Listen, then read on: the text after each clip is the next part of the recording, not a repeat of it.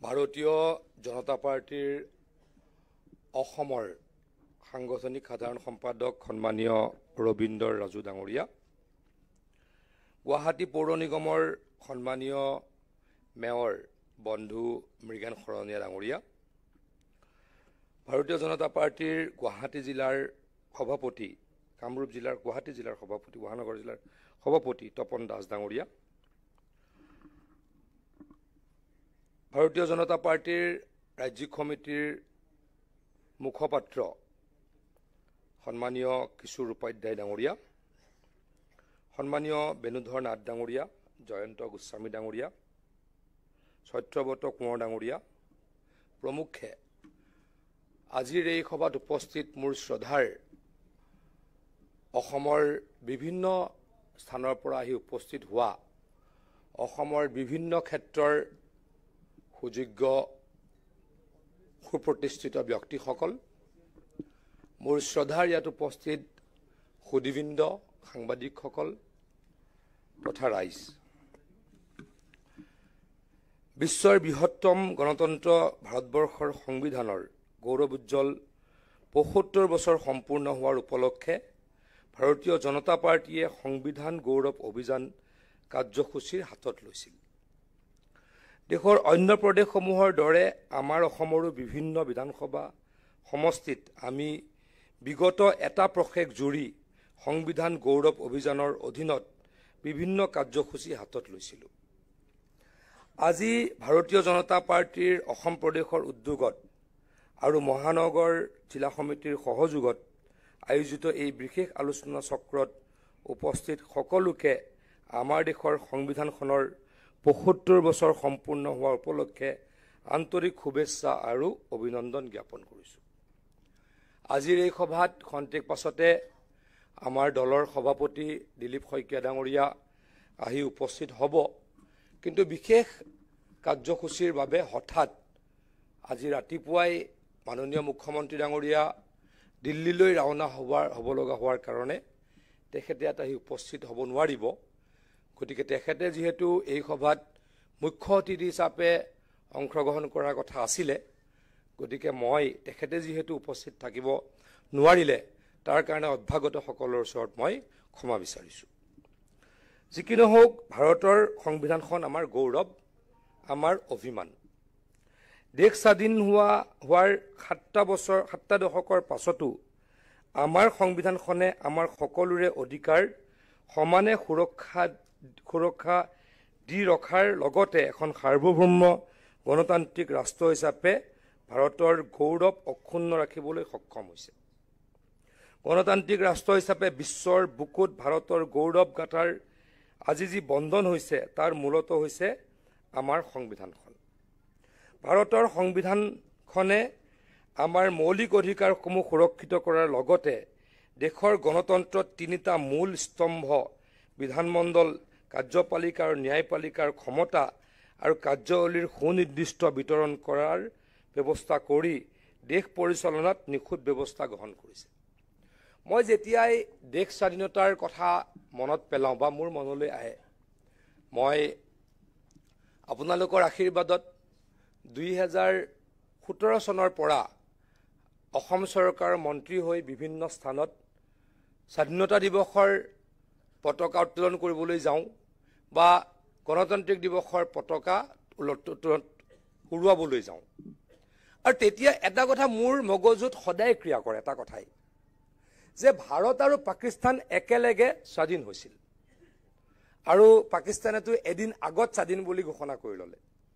আমি ১৫ আগষ্টত স্বাধীনতা দিৱস হিচাপে আমাৰ দিনটো পালন কৰোঁ আৰু পাকিস্তানে পালন কৰে ১৪ আগষ্টৰ দিনটো। তাৰ পাছত আকৌ কি হ'ল, পাকিস্তান ভাগি দুটুকুৰা হ'ল। পৰৱৰ্তী সময়ত পাকিস্তান আৰু বাংলাদেশ হ'ল। তাৰ পাছত যদি আপোনালোকে সূক্ষ্মভাৱে অলপ বিচাৰ কৰে, বিশ্লেষণ কৰে, দেখা পাব যে আমাৰ দেশত যোৱা ৭৭ বছৰ দেশখনে নিয়াৰিকৈ শাসন চলাবলৈ সক্ষম হৈছোঁ। মাত্ৰ ২টা বছৰ বাদ দিলে, যদি ইন্দিৰা গান্ধী ডাঙৰীয়ানীয়ে যি স্বৈৰাচাৰী শাসন আনিছিল তাক বাদ দিলে আমাৰ দেশত কেতিয়াও কোনো ধৰণৰ সামৰিক অভ্যুত্থান আজিলৈকে হোৱা নাই। আপোনালোকে যদি চাই যে পাকিস্তানত বাৰে বাৰে সামৰিক অভ্যুত্থান হয়, বাংলাদেশত বাৰে বাৰে সামৰিক অভ্যুত্থান হয়, সিদিনাও বাংলাদেশৰ এখন নিৰ্বাচিত চৰকাৰক তাৰ পৰা উলিয়াই খেদি পঠিওৱা হ'ল। এতিয়াও আপোনালোক সকলোৱে জানে, আমি সকলোৱে জানো যে পাকিস্তানৰ ইলেকশ্যন কোনে কণ্ট্ৰল কৰে? তাৰ আৰ্মিয়ে কণ্ট্ৰল কৰে। তাৰ চৰকাৰ আৰ্মিৰ ওচৰত পুতলা। কিন্তু আমাৰ দেশত সেই কথা হোৱা নাই, কাৰণ আমাৰ দেশৰ সংবিধানখন শক্তিশালী। সংবিধানখন যদি শক্তিশালী নহ'ল হয়, সংবিধানখনৰ প্ৰতি আমাৰ যদি সন্মান, আমাৰ যদি শ্ৰদ্ধা নাথাকিলে হয়, আমাৰ দেশতো এনেকৈ অভ্যুত্থান হ'ল হয় আৰু মানুহ মৰিলে হয়, আৰু শাসন বোলা ব্যৱস্থাটোত ক'ৰবাত কি হ'ল হয়, আমাৰ সুশাসন বোলা ব্যৱস্থাটোত আমাৰ প্ৰশ্নবোধক চিন আহিলে হয়। আজি ভাৰতবৰ্ষ পৃথিৱীৰ ভিতৰত বৃহত্তম গণতন্ত্ৰ। সিদিনা আমাৰ কিছু কথা আমি কেতিয়াবা কেতিয়াবা শুনিলে আমাৰ মনটো গৌৰৱত উঠলি উঠে। কেইদিনমানৰ আগত আমি সকলোৱে জানো ইলন মাস্ক বুলি পৃথিৱীৰ এতিয়া সকলোতকৈ ধনী মানুহ ইলন মাস্ক। আমেৰিকাৰ ইলেকশ্যন হৈ গ'ল কেইদিনমানৰ আগতে, ডনাল্ড ট্ৰাম্প আকৌ ৰাষ্ট্ৰপতি হ'ল। তাৰ একমাহলৈকেও কোনোবা এখন ষ্টেটৰ ইলেকশ্যনৰ কাউণ্টিং চলি থাকিল। ইলন মাস্কে টুইট কৰিলে, এক্সত তেওঁৰ লিখাখিনি লিখিলে যে ভাৰতবৰ্ষই ৮০-৮৫ কোটি ভোট এটা দিনত কাউণ্ট কৰে আৰু আমেৰিকাৰ নিচিনা দেশে এক মাহলৈকে কাউণ্টিং শেষ কৰিব নোৱাৰে। কিয় এনেকুৱা হ'বলৈ পাইছে কথাটো চিন্তা কৰক। মানে আমাৰ গণতন্ত্ৰটো বিশ্বব্যাপী গণতন্ত্ৰ, আমাৰ গণতন্ত্ৰই সমাদিত হৈছে। আমাৰ গণতন্ত্ৰক সকলোৱে সন্মান কৰে, বৃহত্তম গণতন্ত্ৰ। আৰু আকৌ কৈছোঁ, আমাৰ গণতন্ত্ৰত সকলোৱে ভোট দিব লাগিব। আমাৰ যদিও কেইবাতৰপীয়া ইলেকশ্যন আছে, আমাৰ ৰাজ্যসভা আৰু বিধান পৰিষদ বাদ দি আমাৰ প্ৰত্যেকটো নিৰ্বাচনত ভোট দিব কোনে লাগে? আমি ভোট দিওঁ, আমাৰ জনসাধাৰণে ভোট দিয়ে। আৰু ভাৰতবৰ্ষৰ ১৪০ কোটিৰ দেশ, ৮৫ কোটিমান হয়তো ভোটাৰ হয়। গতিকে ইয়াত ইলেকশ্যন কৰা ইমান সহজ কথা নহয়। কিন্তু আমাৰ সংবিধানখনে এনেকুৱা শক্তিশালীভাৱে গণতন্ত্ৰক প্ৰতিষ্ঠা কৰোৱাইছে, আমি একেদিনাই আমি ৮৫ কোটি মানুহৰ ভোট ল'ব পাৰোঁ আৰু একেদিনাই আমি কাউণ্টিং কৰিব পাৰোঁ। আকৌ কৈছোঁ, ইয়াৰ কাৰ কাৰণে হৈছে? আমাৰ সংবিধানখনৰ শক্তিশালী ৰূপটোৰ কাৰণে হৈছে। যি কি নহওক, আমাৰ সংবিধানখনে আমাক কেন্দ্ৰ আৰু ৰাজ্যৰ মাজত সুনিৰ্দিষ্ট ক্ষমতা বিতৰণৰ কৰি আমাৰ ব্যৱস্থাটোক সবল কৰি তুলিছে। আমাৰ সংবিধানখন বিশ্বৰ আটাইতকৈ দীঘল লিখিত সংবিধান যদিও পৰৱৰ্তীত সময়ত সংশোধন কৰিব পৰাকৈ ব্যৱস্থাৰে মহিয়ান। আজি কেতিয়াবা কেতিয়াবা কংগ্ৰেছ দলে হুলস্থুল কৰে, অন্য দলবিলাকে হুলস্থুল কৰে, বিজেপিয়ে কি কৰিব? সংবিধান বদলাই দিব, বিজেপিয়ে সংবিধানখন নষ্ট কৰিব। আৰে আপোনালোকে কিমান সংবিধানখন বদলাই দিলে? সংবিধানখন, আমাৰ সংবিধানত এইটো কথা লেখা আছে যে পৰিৱৰ্তিত সময়ত ইভলিউশ্যনৰ লগত আমি সংবিধানখন কেতিয়াবা কেতিয়াবা চেঞ্জ কৰিম। তোমালোকে হাজাৰ হাজাৰ বাৰ, শ বাৰ চেঞ্জ কৰিলা, তেতিয়া কোনো ধৰণৰ কথা নহ'ল। আমি যদি ক'ৰবাত 370 নাইকিয়া কৰিবলৈ যাওঁ, তেতিয়া তোমালোকে বেয়া পাই যোৱা। তেনেকৈতো নহ'ব। এই কথাষাৰ গভৰ্ণমেণ্ট আগতে তোমালোকে চলাইছিলা, তোমালোকে কৰোঁতে একো নহ'ল। আমি যদি দেশৰ ভালৰ কাৰণে ক'ৰবাত কেতিয়াবা সংবিধানখন সংশোধন কৰিব পাৰোঁ, তেতিয়া কি হ'ল? সেয়া ডাঙৰ অপৰাধ হ'ল। এই কথাবিলাক তেনেকৈ কোৱাৰ কাৰণেই আজি কংগ্ৰেছ দলক ৰাইজে বেয়া পায়। সিদিনা মাননীয় মুখ্যমন্ত্ৰী ডাঙৰীয়াই এটা কথা ক'লে, মোৰ লগত মুঠতে মই মুখ্যমন্ত্ৰী ডাঙৰীয়া কথাবিলাক যেনেকৈ চিন্তা কৰে আমি সেনেকৈ চিন্তা কৰিব পৰা হোৱা নাই। গতিকে তেখেতে চিন্তা কৰাৰ পাছত আমি কথা কিছুমান ভাবোঁ, তেতিয়া ভাবোঁ যে এইটোতো কথাটো একেবাৰে 100% নহয়, 100% নহয়, 1000% ৰাইট। মুখ্যমন্ত্ৰী ডাঙৰীয়াই ক'লে, মই 25 বছৰ কংগ্ৰেছ দলত আছিলোঁ, কেতিয়াও আম্বেদকাৰৰ ওপৰত মিটিং কৰা শুনা নাছিলোঁ। লগত মই ভাবিলোঁ, মইতো 17 বছৰ কংগ্ৰেছ কৰিছোঁ, মই দেশে বিদেশেও কংগ্ৰেছৰ নামত গৈছোঁ, ভাৰতবৰ্ষৰ প্ৰত্যেকখন ৰাজ্যতে ক'ৰবাত নহয় ক'ৰবাত মই মিটিঙত গৈছিলোঁ। কেতিয়াওতো আম্বেদকাৰৰ নামত, বাবা চাহেব ভীমৰাও আম্বেদকাৰৰ নামত এখন সভা কৰা দেখা নাপালোঁ। এতিয়া কিহৰ তাগিদাত আপোনালোকে সভা কৰে? আপোনালোকে কিহৰ তাগিদাত কৰে? ভোটৰ তাগিদাত। আমাৰ প্ৰাক্তন কেন্দ্ৰীয় মন্ত্ৰী, যুৱ সাংসদ, আমাৰ কি আছিলে সাংসদ হিমাচলৰ অনুৰাগ ঠাকুৰ ডাঙৰীয়াই সংসদত এটা ডাঙৰ কথা কৈছিলে। কংগ্ৰেছ দলৰ আৰু বিৰোধী বিধায়কসকলৰ মাত নাইকিয়া হৈ গৈছিলে। সংবিধান সংবিধান সংবিধান কৈ থাকে, সংবিধানখনত কেইটা পাত আছে আপোনালোকে কওকচোন। তেতিয়াতো কোনো উত্তৰ দিব পৰা নাই। এতিয়া এনেকৈ কৈ ফুৰে। বাবা চাহেব আম্বেদকাৰক আমাৰ কিশোৰ উপাধ্যায় ডাঙৰীয়াই কৈছে কংগ্ৰেছে কেতিয়াও সন্মান নকৰিলে, কংগ্ৰেছে কেতিয়াও সন্মান নকৰিলে, ভাৰত ৰত্নও নিদিলে। মই নাজানো, মই ভাষণটো খুব ভালদৰে শুনি আছিলোঁ কিশোৰ উপাধ্যায়ৰ। তেখেতৰ প্ৰিয়েগৰাকীক আনি পদ্মশ্ৰী দিলে, আৰু সেই আম্বেদকাৰক লৈ এতিয়া তেওঁলোকে ৰাজনীতি কৰে। এনেকৈতো নচলিব। মিছা কথা কৈ কেনেকৈ চলিব? মিছা কথা কৈ দেশ চলাব নোৱাৰি। সেইকাৰণে কংগ্ৰেছক ৰাইজে আমাৰ পৰা বিদায় দিছে। যি কি নহওক, আজি আমি সংবিধান গৌৰৱ অভিযান কাৰ্যসূচীৰ এই মঞ্চৰ পৰাই সংবিধানৰ প্ৰণেতা, সংবিধান প্ৰস্তুতৰ খচৰা সমিতিৰ অধ্যক্ষ ডক্টৰ ভীমৰাও ৰামজী আম্বেদকাৰ দেৱৰ লগতে এই সমিতিৰ আন ব্যক্তিসকলক শ্ৰদ্ধাৰে সোঁৱৰণ কৰিছোঁ। শ্ৰদ্ধাৰ সুদীবৃন্দ, ভাৰতীয় সংবিধান সম্পূৰ্ণৰূপে ভাৰতীয় ব্যক্তিয়ে দেশৰ ভৱিষ্যত নিৰূপণৰ কাৰণে কৰা প্ৰয়াস। 1940 আৰু 50 দশকত বিশ্বৰ বহুতো সৰু ডাঙৰ ৰাষ্ট্ৰই ব্ৰিটিছ আৰু আন উপনিৱেশিক শাসনৰ পৰা স্বাধীনতা লাভ কৰিছিল। কিন্তু প্ৰায়বোৰ ৰাষ্ট্ৰৰ সংবিধান প্ৰণয়নৰ কাম সংশ্লিষ্ট উপনিৱেশিক শাসকসকলে নিজেই কৰিছিল। 1944 চনত ডক্টৰ ৰাজেন্দ্ৰ প্ৰসাদৰ নেতৃত্বত কনষ্টিটুৱেণ্ট এছেম্বলি গঠন কৰাৰ পাছত ডক্টৰ ভীমৰাও ৰামজী আম্বেদকাৰৰ অধ্যক্ষতাত সংবিধান খচৰা সমিতি ড্ৰাফটিং কমিটি গঠন কৰা হয়। এই সংবিধান খচৰা সমিতিয়ে পৰৱৰ্তী 2 বছৰ 11 মাহ আৰু 18 দিনৰ ভিতৰত দেশৰ সংবিধানখনৰ খচৰা প্ৰস্তুত কৰি উলিয়ায়। 1950 চনৰ 26 জানুৱাৰীৰ পৰা কাৰ্যকাৰী হোৱা ভাৰতৰ সংবিধানখনে আমাৰ দেশৰ একতা সুনিশ্চিত আৰু সকলো নাগৰিকৰ মৌলিক স্বাধীনতা ৰক্ষা কৰিছে। প্ৰতিগৰাকী নাগৰিকৰ মৌলিক স্বাধীনতা ৰক্ষা আৰু দেশৰ অখণ্ডতা তথা নাগৰিকৰ মাজত একতা সুনিশ্চিত কৰাৰ বিষয়ে সংবিধানখনৰ প্ৰিএম্বুলতে স্পষ্টভাৱে লিখা আছে। দেশৰ প্ৰাক্তন প্ৰধানমন্ত্ৰী অটল বিহাৰী বাজপেয়ীদেৱে এবাৰ কৈছিল, চৰকাৰ আহিব আৰু যাব, ৰাজনৈতিক দল গঠন কৰা হ'ব আৰু এদিন ভংগও হ'ব, কিন্তু দেশ থাকিব লাগিব আৰু অনিৰ্দিষ্ট কাললৈ আমাৰ মহান গণতন্ত্ৰৰ অস্তিত্ব সুৰক্ষিত থাকিব লাগিব। আমাৰ সংবিধানখনে আমাৰ দেশ আৰু গণতন্ত্ৰ সুৰক্ষিত কৰি ৰাখিছে আৰু ভৱিষ্যতেও ৰাখিব। আজি সংবিধানখনক লৈ গৌৰৱ কৰাৰ সমান্তৰালভাৱে এই সংবিধানখনৰ প্ৰণেতা ডক্টৰ ভীমৰাও আম্বেদকাৰৰ প্ৰতিও সমানেই কৃতজ্ঞ হ'ব লাগিব।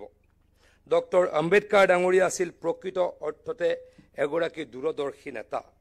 সমাজৰ শোষিত নিষ্পেষিতসকলৰ অধিকাৰৰ প্ৰতি সদা সচেতন বাবা চাহেব আম্বেদকাৰে ভাৰতীয় সংবিধান প্ৰণয়ন কৰাৰ ক্ষেত্ৰতো দেশৰ জাতি ধৰ্ম নিৰ্বিশেষে প্ৰতিগৰাকী নাগৰিকেই যাতে সম অধিকাৰ লাভ কৰাটো সুনিশ্চিত হয় তাৰ প্ৰতি তীক্ষ্ণ নজৰ ৰাখিছিল।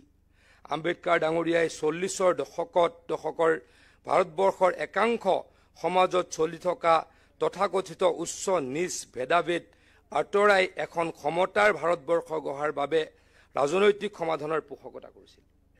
সমাজত সামাজিক ন্যায় প্ৰতিষ্ঠা কৰাৰ ক্ষেত্ৰত ডক্টৰ বাবা চাহেব আম্বেদকাৰৰ দূৰদৰ্শী চিন্তাৰ প্ৰতিফলন আমি দেশৰ পৰৱৰ্তী সামাজিক ৰাজনৈতিক পৰিঘটনাসমূহত উপলব্ধি কৰোঁ। বাবা চাহেব আমাৰ সংবিধান প্ৰণয়নৰ খচৰা সমিতিৰ অধ্যক্ষ হোৱাৰ লগতে স্বাধীন দেশৰ প্ৰথমগৰাকী আইন মন্ত্ৰী আছিল। সমাজত নাৰীৰ সম অধিকাৰৰ ক্ষেত্ৰত মাত মাতি অহা আম্বেদকাৰ ডাঙৰীয়া আইন মন্ত্ৰী হিচাপে থাকোঁতেই সংসদত হিন্দু কোড বিল উত্থাপন হৈছিল। কিন্তু সেই সময়ৰ প্ৰধানমন্ত্ৰী নেহৰুৰ এক প্ৰকাৰে সদিচ্ছা নথকাৰ বাবেই এই বিলখন সংসদত গৃহীত নহ'ল, যাৰ পৰৱৰ্তী সময়ত আম্বেদকাৰ ডাঙৰীয়াই আইন মন্ত্ৰীৰ পৰা পদত্যাগ কৰিবলৈকে বাধ্য হ'ল। ভাৰতবৰ্ষৰ ভৱিষ্যত নিৰূপণ কৰা বিশ্বৰ বৃহত্তম গণতান্ত্ৰিক ব্যৱস্থাটোক জন্ম দিয়া আৰু 7টা দশকতকৈ অধিক সময় ধৰি গৌৰৱেৰে বৰ্তি থকা ভাৰত ৰাষ্ট্ৰক গঢ় দিয়া দেশৰ সংবিধানখন প্ৰণয়ন কৰা ডক্টৰ ভীমৰাও ৰামজী আম্বেদকাৰ ডাঙৰীয়াই কিন্তু স্বাধীনতাৰ পৰৱৰ্তী সময়ত ৰাজনৈতিক নেতৃবৃন্দৰ পৰা লাভ কৰিব লগা গুৰুত্ব আৰু সন্মান লাভ নকৰিলে যেন অনুভৱ হয়। এক প্ৰকাৰ দেশৰ ভৱিষ্যত নিৰ্ধাৰণ কৰা এইগৰাকী স্বনামধন্য ব্যক্তিক ভাৰত ৰত্নৰ সন্মান দিবলৈও আমাৰ ভাৰত চৰকাৰে পৰৱৰ্তী 40টা বছৰ অপেক্ষা কৰিব লগা হ'ল।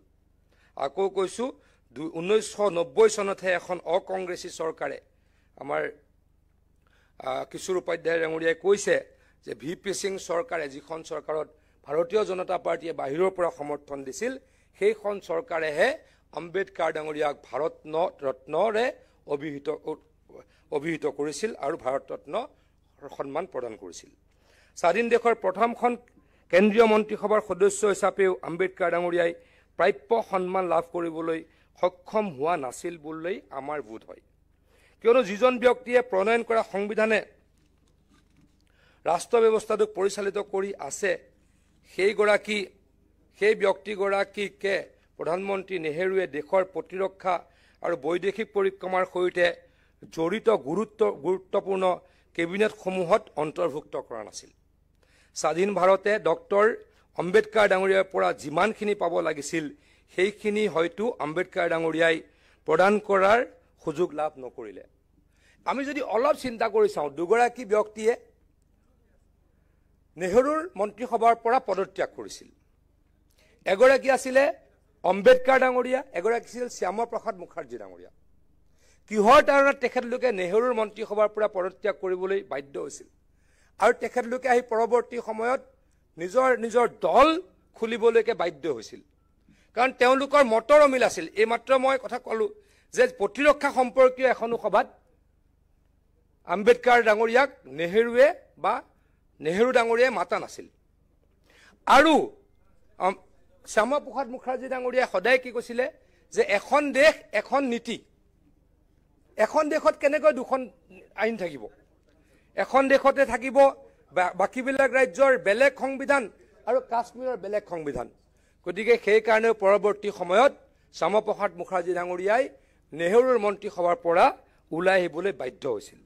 চৰ্দাৰ ৰাইজ ডক্টৰ আম্বেদকাৰ ডাঙৰীয়াই দেশবাসীৰ মৌলিক স্বাধীনতা ৰক্ষাৰ বাবে যিখিনি ত্যাগ আৰু কষ্ট স্বীকাৰ কৰিলে সেইখিনিৰ বিপৰীতে কংগ্ৰেছ চৰকাৰে 70 দশকত দেশত জৰুৰীকালীন অৱস্থা ঘোষণা কৰি সাময়িকভাৱে দেশৰ গণতান্ত্ৰিক ব্যৱস্থাটোক প্ৰত্যাহ্বান জনোৱাৰহে প্ৰয়াস কৰিলে। মই আকৌ কৈছোঁ যে জৰুৰীকালীন অৱস্থাৰ ঘোষণাটো এইটো সংবিধানৰ ক'ৰবাত লেখা আছে নেকি? কংগ্ৰেছৰ নেতৃবৃন্দক মই প্ৰশ্ন কৰিব খুজিছোঁ যে আমাৰ সংবিধানখনত ক'ৰবাত লেখা আছিল নেকি যে দেশত জৰুৰীকালীন ব্যৱস্থাৰ ঘোষণা কৰা হ'ব? মোৰ বোধহয়তো এইটো কথা ক'তো লেখা নাই। তেনেহ'লে সংবিধানখন সকলোতকৈ অৱমাননা কোনে কৰিলে? সংবিধানখন মোহাৰিলে কোনে? সংবিধানখন তোমালোকে বাৰ কি কৰিলা? সংশোধন কৰিলা। সেইটোত আমাৰ ক'ব লগা নাই যে আমিও কওঁ যে সংবিধানখন ক'ৰবাত বিৱৰ্তনৰ লগে লগে সংশোধন হ'ব লাগিব। কিন্তু মই কি ক'ব খুজিছোঁ, সংবিধানৰ কোনোবাটো পৃষ্ঠাত লেখা আছিল নেকি জৰুৰীকালীন ব্যৱস্থা ঘোষণা কৰা হ'ব? সংবিধান মোহাৰি পেলাই ইন্দিৰা গান্ধী ডাঙৰীয়ানীয়ে জৰুৰীকালীন অৱস্থা ঘোষণা কৰিছিল আৰু ভাৰতীয় জনতা পাৰ্টীয়ে কেতিয়াও সংবিধানক অৱমাননা কৰিবলৈ সাহসো কৰা নাই, সাহসো নকৰে। আজি মই এগৰাকী সাধাৰণ সদস্য হিচাপেও ভাৰতবৰ্ষৰ ৰাইজক ক'ব পাৰোঁ, অসমৰ ৰাইজক ক'ব পাৰোঁ যে বিজেপিৰ নেতৃত্বত কেতিয়াও ভাৰতীয় সংবিধানক অৱমাননা কৰা নহয়। আমাৰ আদৰৰ প্ৰধানমন্ত্ৰী নৰেন্দ্ৰ মোদী ডাঙৰীয়াৰ সবল নেতৃত্বত আজি ডক্টৰ ভীমৰাও আম্বেদকাৰৰ অৱদানসমূহ সঠিক মূল্যাংকন হ'বলৈ আৰম্ভ কৰিছে। প্ৰধানমন্ত্ৰী ডাঙৰীয়াই নতুন দিল্লীত আম্বেদকাৰ আন্তঃৰাষ্ট্ৰীয় কেন্দ্ৰ উদ্বোধন কৰি আৰ্থ-সামাজিক পৰিৱৰ্তনৰ গৱেষণাৰ ক্ষেত্ৰখনৰ এক গুৰুত্বপূৰ্ণ কেন্দ্ৰ হিচাপে দেশবাসীলৈ উচৰ্গা কৰিছে। আম্বেদকাৰৰ সম অধিকাৰৰ আদৰ্শৰ ভিত্তিতে ভাৰত চৰকাৰে আৰ্টিকল 370 বাতিল কৰাৰ ব্যৱস্থা কৰিছে। আনহাতে ডক্টৰ আম্বেদকাৰৰ নেতৃত্বত প্ৰণয়ন হোৱা সংবিধানখনক লৈ গৌৰৱ কৰাৰ প্ৰয়াস আৰু সংবিধান প্ৰণয়নৰ ক্ষেত্ৰত ডক্টৰ আম্বেদকাৰ ডাঙৰীয়াৰ অতুলনীয় অৱদানক উপলব্ধি কৰাৰ উদ্দেশ্যৰে ভাৰতীয় জনতা পাৰ্টীৰ নেতৃত্বত 26 নৱেম্বৰ দিনটোক সংবিধান দিৱস হিচাপে আমি উদযাপন কৰিছোঁ। 1949 চনৰ এই 26 নৱেম্বৰ দিনতেই ভাৰতৰ সংবিধানখন গৃহীত হৈছিল। শ্ৰদ্ধাৰ সুধীবৃন্দ, আজি আমি কেনেদৰে এখন স্বাধীন সাৰ্বভৌম আৰু গণতান্ত্ৰিক ৰাষ্ট্ৰৰ গৌৰৱী সদস্য হিচাপে আপোনালোকৰ সন্মুখত বক্তব্য ৰাখিবলৈ সক্ষম হোৱাৰ মূলতে আমাৰ সংবিধানখন। সংবিধানখনে আমাৰ প্ৰতিগৰাকী ব্যক্তিকে মুকলিকৈ জীয়াই থকাৰ কিছু অধিকাৰ প্ৰদান কৰিছে। একাংশই আজি আমাক সমালোচনা কৰে, গালি পাৰে, আনকি ডক্টৰ ভীমৰাও আম্বেদকাৰ ডাঙৰীয়াকো অৱদানক লৈ প্ৰশ্ন উত্থাপন কৰে। তেওঁলোকক সেই স্বাধীনতাও সংবিধানেই দিছে, আম্বেদকাৰ ডাঙৰীয়াই দিছে। শ্ৰদ্ধাৰ সুধীবৃন্দ, সংবিধানে আমাক প্ৰত্যেককে মৌলিক অধিকাৰ প্ৰদান কৰাৰ সমান্তৰালভাৱে দেশৰ নাগৰিক হিচাপে কিছু দায়িত্বও প্ৰদান কৰিছে। আমাৰ দেশখনৰ অবিৰত যাত্ৰা মসৃণ কৰি ৰখাৰ বাবে আমি এই মৌলিক দায়িত্বসমূহ পালন কৰিব লাগিব। দেশৰ সংবিধানখনক লৈ আমি গৌৰৱ কৰি থকাৰ সমানে ডক্টৰ ভীমৰাও আম্বেদকাৰ ডাঙৰীয়াৰ দৰে সংবিধানৰ প্ৰণেতাসকলক যথোচিত সন্মান প্ৰদৰ্শন কৰিব লাগিব। সংবিধানখনৰ নামত অকল ৰাজনীতি কৰি ভোট আদায় কৰাৰ কৌশল কৰিব নাপায়। আম্বেদকাৰক যিসকল ব্যক্তিয়ে কোনোদিনে সন্মান নকৰিলে, তেওঁলোকে অকল এতিয়া জয় ভীম কৰি দলিতসকলক কৰবাত এজিটেট কৰি ভোট লোৱাৰ যি কৌশল, এই কৌশল কোনোদিনে কোনো কৌশলত কোনোদিনে সফল নহয়। অসমততো কোনো কালেই সফল নহয়। কংগ্ৰেছ দলে যিমানেই এই মিছা কথা নকওক, তেওঁলোকে কেতিয়াও তেওঁলোকৰ এই উদ্দেশ্যত সফল নহয়। গতিকে শ্ৰদ্ধাৰ ৰাইজ, আমি ভাৰতীয় জনতা পাৰ্টীয়ে আকৌ কৈছোঁ, প্ৰত্যেক দিনাই দেশৰ যিসকল বিখ্যাত মনীষী, যিসকলে ভাৰতবৰ্ষৰ কাৰণে প্ৰত্যেক দিনা কষ্ট কৰিছিল, কান্দিছিল, জীৱন বিসৰ্জন দিছিল, ভাৰতীয় জনতা পাৰ্টীয়ে তেখেতলোকক সন্মান কৰি অহা আমি সকলোৱে দেখিছোঁ আৰু আমি সকলোৱে শিকিছোঁ। গতিকে শ্ৰদ্ধাৰ ৰাইজ, আৰু দীঘলকৈ ক'ব নোখোজোঁ, আমাৰ সংবিধান আমাৰ গৌৰৱ। আমাৰ চৰকাৰৰ নেতৃত্বত বা বিজেপিৰ নেতৃত্বত সংবিধানক কেতিয়াও কোনোৱে অৱমাননা কৰিব নোৱাৰে। তাৰ এটা প্ৰমাণ আকৌ আপোনালোকক দি মোৰ ভাষণ শেষ কৰিম। তৃতীয়বাৰৰ কাৰণে নৰেন্দ্ৰ মোদী ডাঙৰীয়াই যেতিয়া দেশৰ প্ৰধানমন্ত্ৰী হিচাপে শপত ল'বলৈকে আগবাঢ়িলে, মঞ্চলৈকে যে গ'ল, প্ৰথম কামটো কি কৰিলে, তেখেতে ভাৰতীয় সংবিধানখনক হস্তাংগে প্ৰণিপাত কৰিলে আৰু সংবিধান প্ৰণেতাসকলক সন্মান প্ৰদৰ্শন কৰিলে। গতিকে এইদৰে আমি সন্মান প্ৰদৰ্শন কৰিম সংবিধানখনক, এইদৰে আমি আম্বেদকাৰ ডাঙৰীয়াক সন্মান কৰিম, সংবিধান প্ৰণেতাসকলক সন্মান প্ৰদৰ্শন কৰিম, এইদৰে আমি জ্যেষ্ঠসকলক সন্মান প্ৰদৰ্শন কৰি আগুৱাই যাম। এইখিনিকে কৈ বক্তব্য সামৰিছোঁ। ধন্যবাদ। ভাৰত মাতা কি, ভাৰত মাতা কি। বহুত বহুত ধন্যবাদ।